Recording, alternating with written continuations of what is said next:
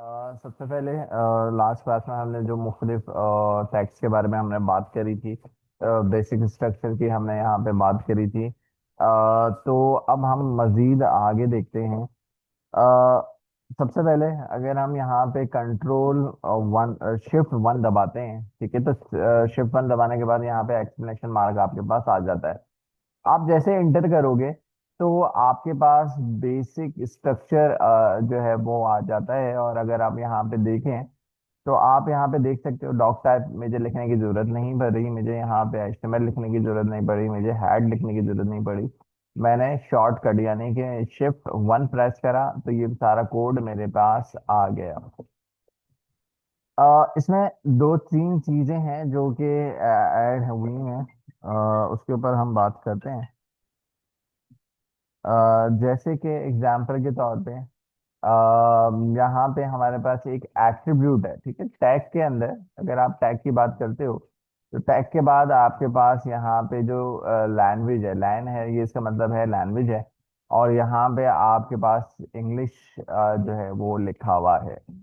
अगर आपकी website English में नहीं है, उर्दू में है, अगर एग्जाम्पल के तौर पे, तो आप यहाँ पे मैं देख सकता हूँ कि यहाँ पे मैं यू आर करके मैं इसको बात कर सकता हूँ।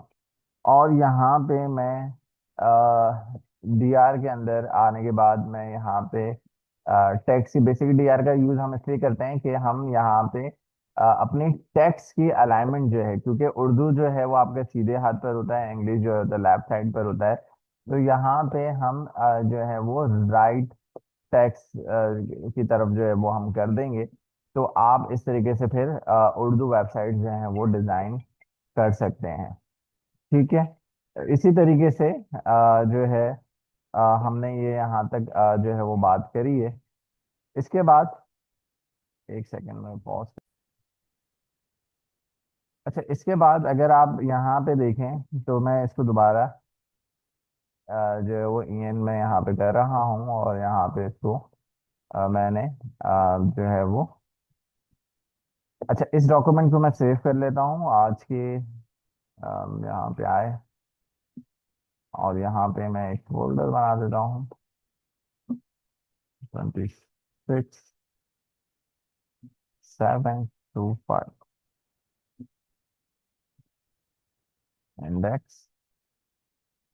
अच्छा, अब अगर आप यहाँ देखें तो यहाँ पे हमारे पास मेटा नेम है, ठीक है। अच्छा, मेटा नेम बेसिकली अब यहाँ पे क्या है कि भाई आपका जो व्यू पोर्ट है वो आपकी जो विड्थ है डिवाइस के हिसाब से जो है वो विड्थ जो है वो सेट नजर आए, ठीक है, यानी कि आपका जो डिस्प्ले है वो आपकी विड्थ के हिसाब से प्रॉपर जो है वो नजर आए। ठीक है। इसके बाद अगर आप यहाँ पे देखें तो आज हम क्या क्या टॉपिक्स पढ़ेंगे। हम यहाँ पे हेडिंग्स के बारे में पढ़ेंगे, पैराग्राफ कैसे बनाते हैं, पैराग्राफ के ऊपर बात करेंगे। इसके बाद हम बात करेंगे यहाँ पे इमेजेस के हवाले से। यहाँ पे हम बात करेंगे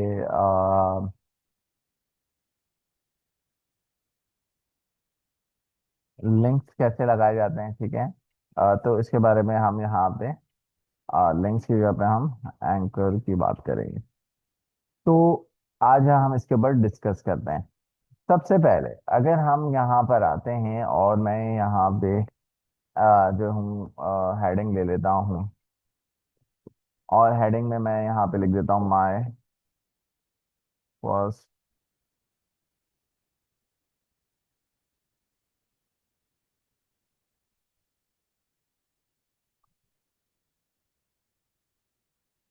हेडिंग। अब अगर आप यहाँ पे देखें, इसको प्रीव्यू करना है, ठीक है। प्रीव्यू आप यहाँ पे शिफ्ट F5 के साथ अगर आप प्रेस करते हो, ठीक है, शिफ्ट F5 करो, सॉरी, कंट्रोल F5 करोगे, ठीक है। और यहाँ पे आपके पास जिस ब्राउजर के ऊपर आपको ओपन करना है आप इसके ऊपर ओपन कर सकते हो। और आप यहाँ पे देख सकते हो कि आपके पास यहाँ पे माय फर्स्ट हेडिंग जो है वो लिखी हुई आ गई। इसके बाद आपके पास यहाँ पे मैं इधर आया और मेरे पास यहाँ पे अब हेडिंग की कुछ टाइप्स होती हैं, आप यहाँ पे देख सकते हो। यहाँ पे मैंने पहले H1 लिखा, H1 के मतलब यहाँ हेडिंग था। यहाँ पे मैंने हेडिंग 2 है।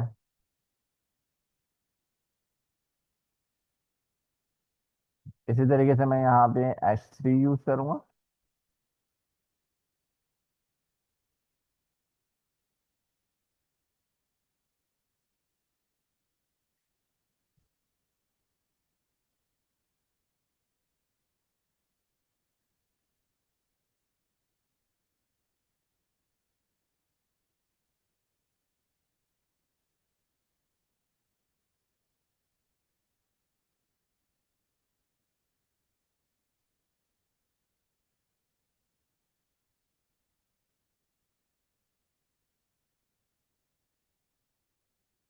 ठीक है।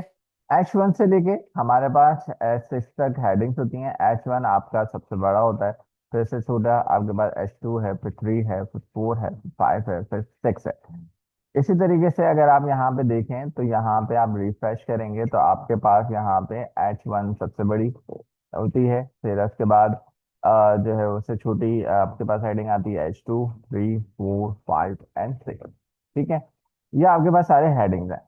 अब इन हेडिंग्स का इस्तेमाल कहाँ पे होता है और क्यों होता है? एग्जाम्पल के तौर पे भाई देखें, मेरे पास इसको भी मैं आपको समझाता हूँ। इसको भी एक हम पैटर्न लेके चलेंगे, इसको हम समझेंगे कि कहाँ पे ये किस तरीके से H1 होती है, फिर H2 होती है, फिर 3 होती है, 4 होती है। इसके ऊपर हम बात करेंगे। अभी फिलहाल मैं यहाँ पे पैराग्राफ लेता हूँ। पैराग्राफ के अंदर मैं कुछ डमी टेक्स्ट उठा लेते हैं, हम गूगल करते हैं, यहाँ आ जाते हैं। Dummy text.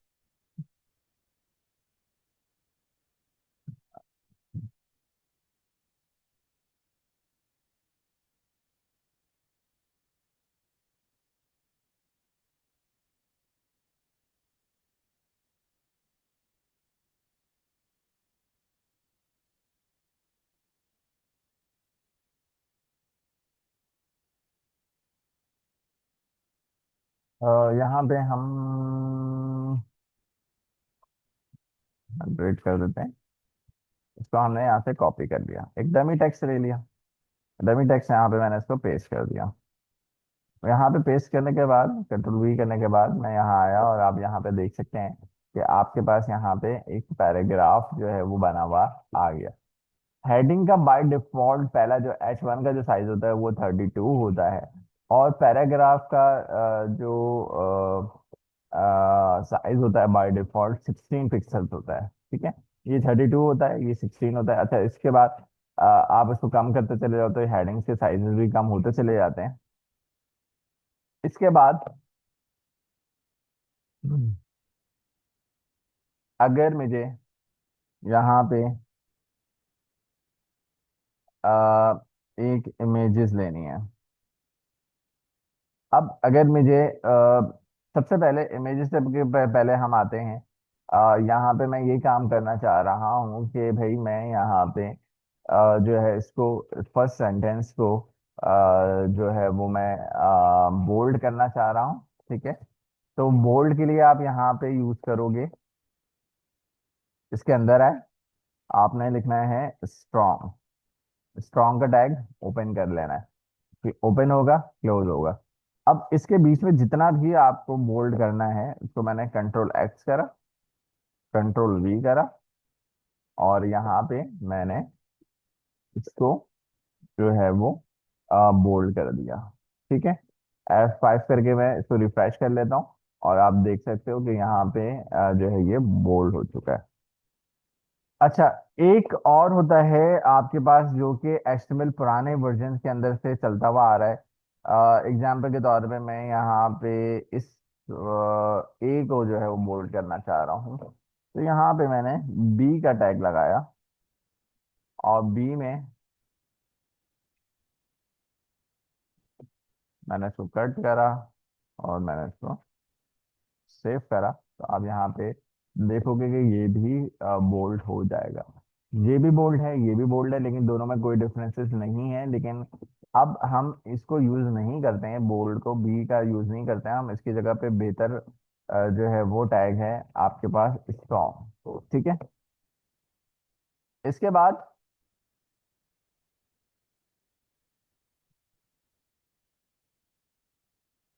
आपके पास यहाँ पे मैं एक और पैराग्राफ ले लेता हूँ और डिफरेंट कर लेते हैं थोड़ा सा। मैं यहाँ आया, इसको कॉपी करा, इसके अंदर पेस्ट कर दिया। अब अगर यहाँ देखें तो रिफ्रेश करूंगा तो यहाँ पे आपके पास एक और पैराग्राफ जो है वो नजर आ रहा है। अब इसके अंदर आप ये देखो।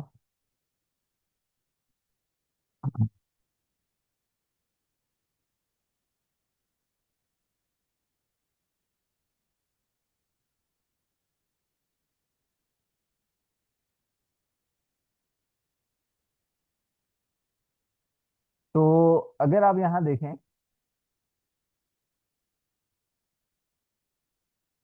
यहाँ पे अब मुझे इसको इटैलिक करना है, ठीक है, इस स्टाइल को मुझे जो है वो इटैलिक करना है। तो मैं इटैलिक किस तरीके से करूंगा, मैं इस पूरे पैराग्राफ को इटैलिक करना है। तो मैं यहाँ आया, मैंने यहाँ पे ईएम, ईएम का मतलब यहाँ पे एम्फेसाइज होता है, और मैं इसको जैसे यहाँ पे बंद करके इस पूरे पैराग्राफ को, यानी कि ये उठाया, मैंने इसको कट करा। कट करने के बाद जो मेरा पास पैराग्राफ है, यहाँ पे ऊपर मैंने इसको बंद कर दिया। अगर आप यहाँ पे देखोगे तो ये इटैलिक फॉर्म में आपको पूरा टेक्स्ट नजर आएगा, ठीक है। तो ईएम आप लगा सकते हैं, ठीक है। अच्छा, ईएम में मैं अभी फिलहाल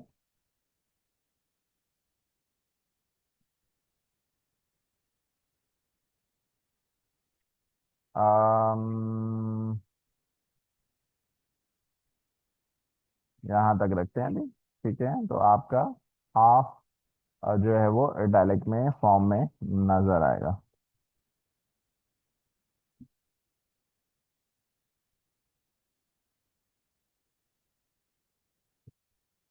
इसके बाद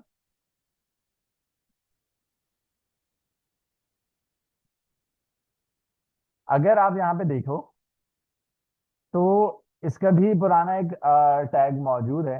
वो अगर आप यहाँ आए तो मैं लास्ट इन द पार्ट के अंदर आता हूँ और मैं यहाँ पे आई का टैग यूज करता हूँ। और इस आई के टैग को, जो क्लोज वाला टैग है, इसको मैंने यहाँ से कट कर लिया। मैं यहाँ आया, मैंने इसको पेस्ट करा। अगर आप यहाँ पे देखो तो दोनों में कोई डिफरेंसेस नहीं है, लेकिन ये अब इस्तेमाल नहीं होता आई का। हाँ, वर्क अभी भी करता है दोनों, बी भी करता है, आई भी करता है, लेकिन ये पुराने जमाने से चलता हुआ आ रहा है। और जो है ये ईएम और स्ट्रॉन्ग जो है वो आज के जमाने के हैं, और आप जो है इसी को यूज करते हैं। अच्छा, ये जो आप स्पेस देख रहे हो, इससे कोई फर्क नहीं पड़ता कि कितना स्पेस आ रहा है कितना स्पेस नहीं है, इसके पीछे आप परेशान नहीं होना कि ये इतना स्पेस क्यों आ रहा है, कहाँ पे इतना, मुझे भी इस तरीके से बंद करना है, ऐसा कोई मसला नहीं है। फॉर्मेटिंग आप यहाँ से बहुत आसानी के साथ कर सकते हो। फॉर्मेट डॉक्यूमेंट है, शिफ्ट ऑल्ट एफ कर दोगे तो फॉर्मेटिंग ऑटोमेटिकली सब सेट हो जाती है, ठीक है। क्लोजिंग और हर चीज़ है वो प्रॉपर हो जाती है। तो इसके से आप नहीं घबराना कि भाई क्या हो रहा है, किस तरीके से हो रहा है। तो इसमें कभी भी आप जो है वो घबराना नहीं है।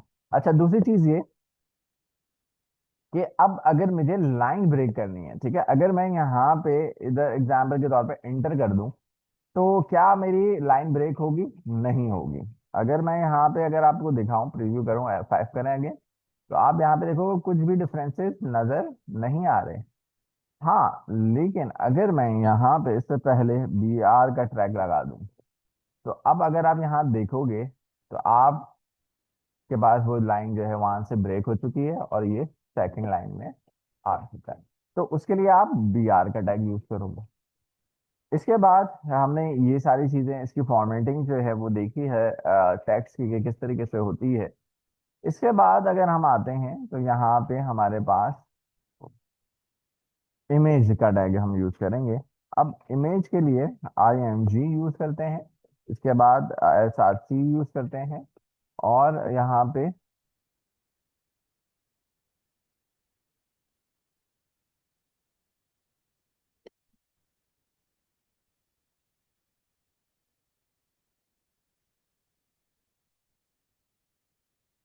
अब इमेज लगाने का हम तरीका देखते हैं, IMG SRC। यहाँ पे हमने बेसिकली यहाँ पे आपको सोर्स देना होता है। बेसिकली SRC जो है वो आपका एक एट्रीब्यूट कहलाता है, जहाँ पे आपको ये बताना होता है कि इसकी जो आपका URL है वो क्या है, कहाँ पर वो इमेज जो है बड़ी हुई है। उसमें आपको यहाँ पे अच्छा, अब उसके लिए हमें जाहिर सी बात है कि एक इमेज भी हमें लेनी है, तो हम एक डाउनलोड कर लेते हैं इमेज pixels.com से।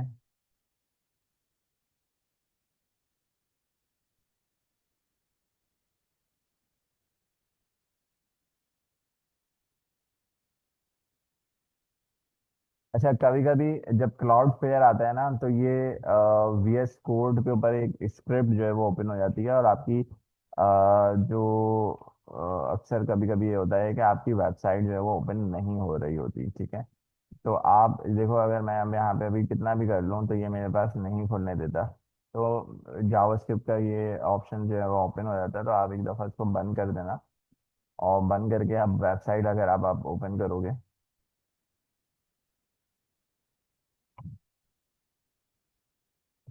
तो खुल जाएगी। ठीक है जी, यहाँ पे कोई भी पिक्चर डाउनलोड कर लेते हैं। यहाँ पे हम रख लेते हैं एक मीडियम डिवाइस, और यहाँ पे हमने रख दिया इसको कॉपी। कॉपी करने के बाद ये जो आपकी इमेज आ रही है, इसको आपने करना है कट। आपको जाना है डेस्कटॉप के ऊपर। डेस्कटॉप पे आपने जो भी फोल्डर बनाया है, इसके अंदर आके राइट क्लिक करना है, और यहाँ पे एक फोल्डर बना लेना है IMG का। ठीक है, IMG का फोल्डर बना लें, और यहाँ पे आप इसको पेस्ट कर सकते हैं। ठीक है, इसके बाद मैं इसको राइट क्लिक करके यहीं से ओपन कर लेता हूँ।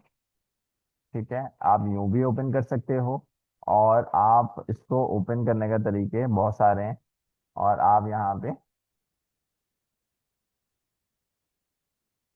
जैसे कि फाइल में ओपन फोल्डर, ठीक है, फाइल भी कर सकते हो, फोल्डर भी कर सकते हो। अगर फोल्डर करोगे तो आप यहाँ पर आए, उस फोल्डर को सेलेक्ट करोगे, तो वो पूरा फोल्डर आ जाएगा। इसके अंदर जितनी भी आपके पास फाइलें होंगी, तो वो फाइलें जो है आपको यहाँ पे शो कर देगा। ठीक है, इसके बाद फोल्डर अगर अभी अभी फिलहाल आपको हाइड करना है तो हाइड कर सकते हो, और अगर आपको शो करवाना है तो शो करवा सकते हो। ठीक है, ये इस तरीके से काम करता है। अब मैं इसके ऊपर क्लिक करता हूँ, तो क्लिक करूंगा तो ये मेरे पास ओपन हो जाएगा, और मेरे पास ये पिक्चर भी यहाँ पे, अगर आप इसको ओपन करना के देखना चाह रहे हो तो वो भी ओपन करके देख सकते हैं। खैर, हम आते हैं इमेज के ऊपर। इमेज के ऊपर हम आए, यहाँ पे चलते हैं, आगे आए, तो हमारे पास यहाँ पे SRC है। तो हम लास्ट टाइम सोर्स के ऊपर हम बात कर रहे थे, और यहाँ पे कंट्रोल स्पेस बार दबाओगे तो ये मेरा फोल्डर आ जाएगा। कंट्रोल स्पेस बार दबाओगे तो ये मेरे पास फोल्डर आ जाएगा। इमेज में, पिक्सेल्स में आप ये लगाओगे। इसके बाद ऑल टेक्स्ट होता है। ठीक है, ऑल टेक्स्ट का मतलब यहाँ पे क्या होता है, बेसिकली ऑल्टरनेटिव टेक्स्ट, यानी कि अगर किसी रीजन की वजह से आपकी इमेज जो है वो लोड नहीं होती, तो वहां पे जो है वो लिखा हुआ आ जाए कि भाई जो है वो किस मौजू के ऊपर जो है वो ये पिक्चर है। मैंने कहा क्लासरूम है, और आपने इसको बंद कर दिया। ये सिर्फ उस सूरत में नजर आता है जब पिक्चर किसी रीजन की वजह से आपको अ, नजर ना आए, लोड ना हो, तो ही मैसेज शो होता है, अदरवाइज शो नहीं होता। और अगर आप, अब मैं इसको दोबारा से कंट्रोल F5 प्रेस करेंगे, और दोबारा से हम इसको खोलते हैं, ओपन करते हैं, तो ये हमारे पास ओपन हो गया। तो अब अगर आप यहाँ पे देखें तो ये मेरे पास एक इमेज पूरी नजर आ रही है। अगर मैं यहाँ पे इसको क्लोज कर देते हैं, अगर मैं यहाँ पे कुछ गलती कर दूं, मैंने ऐसी एक एस लगा दिया, अब क्योंकि इमेज जो है वो उसका URL जो है चेंज हो चुका है, और अगर आप देखोगे तो अब सिर्फ इमेज की जगह पे वो मैसेज शो होगा। तो ऑल्टरनेटिव टेक्स्ट जो है बेसिकली, जब अगर किसी रीजन की वजह से इमेज लोड नहीं होती, तो वहां पे मैसेज लिखा हुआ आ जाता है। इसका मकसद एक और होता है कि भाई, एग्जाम्पल के तौर पे मैं गूगल के ऊपर गया, अब मैंने यहाँ पे एप्पल लिखा, तो जब मैं एप्पल लिखूंगा तो गूगल को,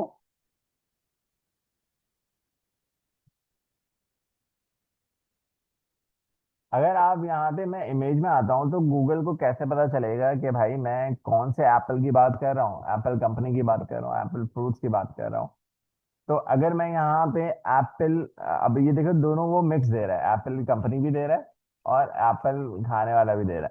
लेकिन अगर मैं यहाँ पे ये कह दूंगा कि फ्रूट, तो बेसिकली आपको सिर्फ एप्पल फ्रूट्स ही नजर आएंगे।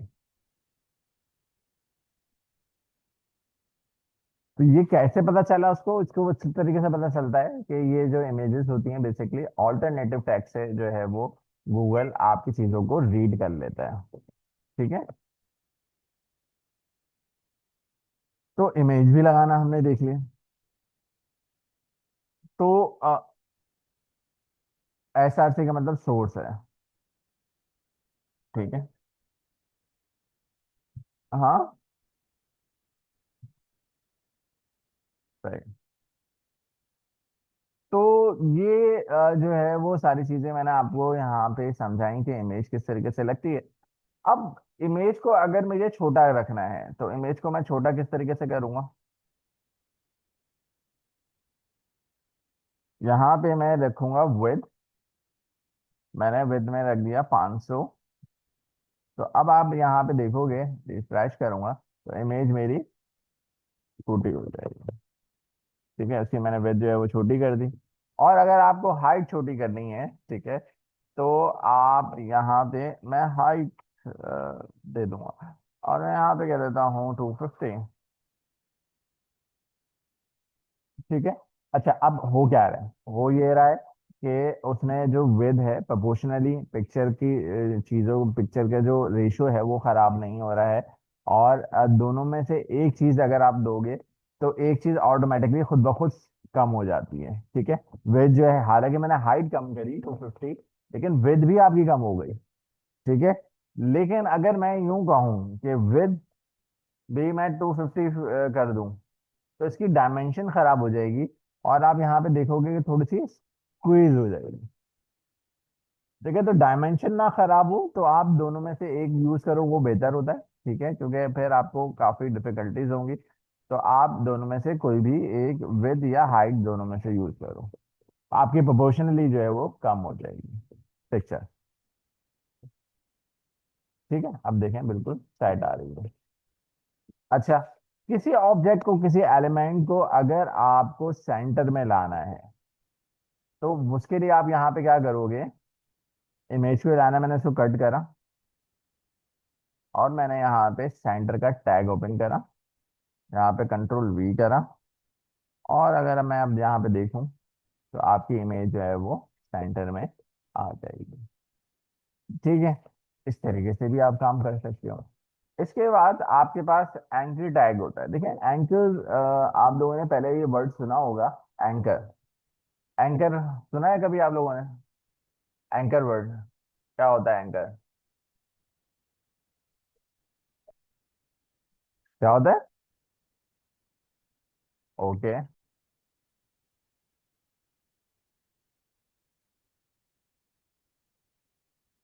तो ये तो हमने चीजें सीखी हैं। अब एंकर टैग में जैसे मैंने आप लोगों को बताया, एक आपने बताया कि भाई एक टीवी एंकर होता है, ठीक है, और कौन सा एंकर होता है? हाँ, एक शिप में एंकर होता है। ठीक है, दोनों का काम क्या है? हाँ, कंट्रोल करना। न्यूज एंकर जो है वो आपका ऑडियंस को कंट्रोल करता है, शिप एंकर जो होता है वो आपकी शिप को होल्ड करके रखता है। ठीक है, एक एंकर HTML का होता है। अब HTML में जो एंकर होता है, यहाँ पे A फॉर एंकर होता है। यहाँ पे अगर मैं A लिख रहा हूँ तो A का मतलब यहाँ पे एंकर है। यहाँ पे href, href का मतलब यहाँ पे लिंक है। ठीक है, कि आप जो है वो उसका लिंक का सोर्स देते हो कि आपका जो जो भी आपको यहाँ पे खोलना है, वो चीज़ आप यहाँ पे ओपन कर सकते हैं। और इसके अंदर मैं लिख देता हूँ एग्जाम्पल के तौर पे www.google, पहले हमें पूरा पूरा लिखना पड़ेगा, HTML.com। अच्छा, इसके बाद अगर मैं इसको यहाँ से क्लोज कर दूं और मैं यहाँ पे लिख दूं क्लिक, तो ये बेसिकली एंकर क्या कर रहा है, आपके लिंक को आगे नहीं बढ़ने दे रहा। जब तक मैं इसके ऊपर क्लिक नहीं करूंगा ये इसको आगे नहीं बढ़ने देगा। तो ये ए फॉर यहाँ पे एंकर है। और सॉरी, यहाँ आते हैं तो आप देखें कि इस टेक्स्ट के ऊपर जो है वो एंकर लग गया है। और अगर मैं इसके ऊपर क्लिक करूं तो आप यहाँ पे देखोगे कि गूगल की वेबसाइट जो है वो ओपन हो जाएगी। तो ये मैं हेडिंग के ऊपर भी लगा सकता हूँ, ये मैं इमेज के ऊपर भी लगा सकता हूँ, ये एंकर टैग मैं कहीं पे भी यूज कर सकता हूँ। ठीक है, क्लियर हुआ, बात समझ में आई आप लोगों को? इसी तरीके से जो है यहाँ पे जो है एक और चीज हम पढ़ते हैं यहाँ पे। ठीक है, अच्छा कोई भी चीज कमेंट करनी हो, ठीक है, कमेंट का टैग यूज होता है। कमेंट टैग बेसिकली क्या करता है, ये यहाँ पे अगर आप देखें, मैं यहाँ पे एक्सक्लेमेशन मार्क डबल डैश, ठीक है, ये आपका जो है वो कमेंट टैग कहलाता है। ठीक है, ये कौन सा जगह होता है आपका, कमेंट टैग। अब ये क्या काम करता है, बेसिकली कमेंट टैग जो है वो आपका इससे इस्तेमाल होता है कि कोई भी चीज आपको हाईलाइट करनी हो कि भाई यहाँ से ये कोड शुरू हुआ, यहाँ पे ये कोड खत्म हुआ, तो उसके लिए हम जो है वो कमेंट टैग लगाते हैं। और ये सिर्फ हम अपने मार्क के लिए निशानी के तौर पे जो है हम इसको इस्तेमाल करते हैं। ये ब्राउजर के ऊपर, इसके अंदर मैं कुछ भी लिख दूंगा, ये ब्राउजर के ऊपर शो नहीं करता।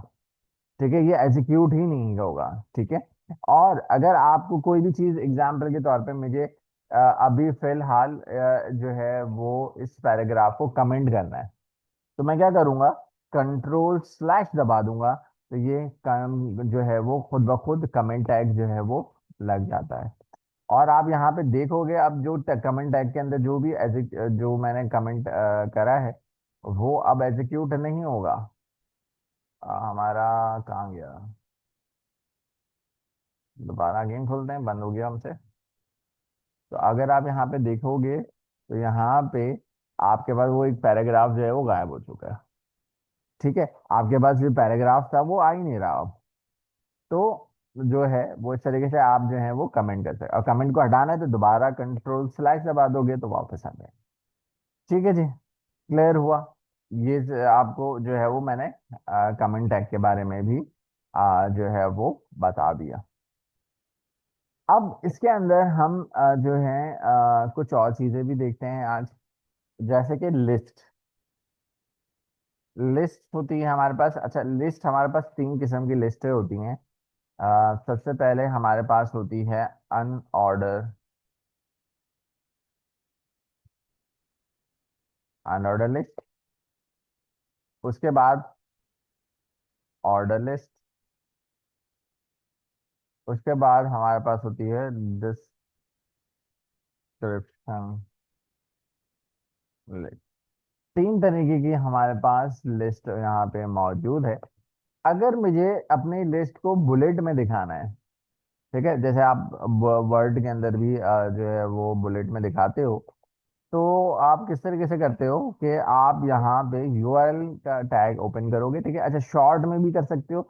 अच्छा, शॉर्ट में कैसे लिखने हैं, जैसे मैंने अभी तक आपको ये बताया कि ग्रेटर देन खोलो और यूआरएल खोलो, ठीक है, ऐसे नहीं। आप अगर फास्ट फ्लो में काम करना चाह रहे हो, यूआरएल लिखो, टैब दबा दो, वो कंप्लीट कर देगा।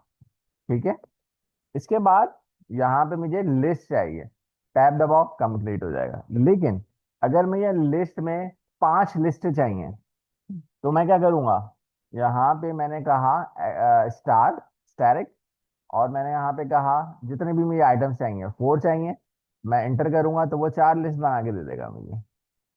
मुझे शॉर्ट में फास्ट फ्लो में काम अगर आपको करना है तो आप इस तरीके से भी कर सकते हो। अच्छा, अब मैं यहाँ आया, मैंने कहा HTML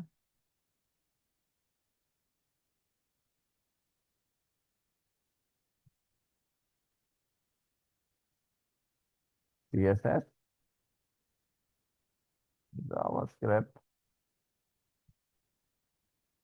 वर्डप्रेस, तो रिफ्रेश करेंगे तो आप देखेंगे कि आपकी जो लिस्ट है वो बुलेट में बनी हुई आ जाएगी। ठीक है, इस तरीके से। अच्छा, उसके बाद आप यहाँ पे एक और होती है, अगर नंबर्स में चाहिए तो उसे हम ऑर्डर लिस्ट में कहते हैं। ऑर्डर लिस्ट हम वहाँ पे काम करते हैं जहाँ पे हमें कोई सीक्वेंस में काम करना होता है। देखो, बुलेट लिस्ट जो होती है वो अनऑर्डर होती है। अगर मुझे ऑर्डर में काम करना है, जैसे कि एग्जांपल के तौर पे मैंने लिखा फर्स्ट सेमेस्टर। हाँ, यूआर, हाँ, अनऑर्डर लिस्ट होती है, ये बुलेट्स में आती हैं। ठीक है, मैंने यहाँ पे फर्स्ट सेमेस्टर लिखा और इसको मैंने एल लिस्ट आपको बनानी पड़ेगी। फिर मैंने यहाँ पे लिखा सेकंड सेमेस्टर।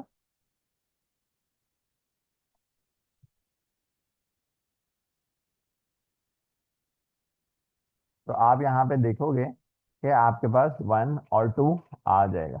अच्छा, अब फर्स्ट सेमेस्टर में क्या है, सेकंड सेमेस्टर में क्या है, अगर वो बताना है तो उसके लिए आप यहाँ पे दोबारा आओगे और आपको इसकी सब कैटेगरीज बनानी है, क्यूएल या ओएल, अनऑर्डर। अब मैं बुलेट में बता देता हूँ। यहाँ आए, यहाँ पे मैंने कहा फर्स्ट सेमेस्टर आपने अडोबी देखा,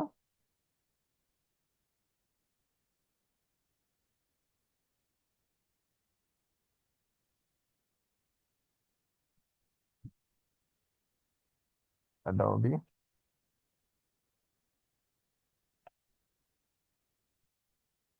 फोटोशॉप।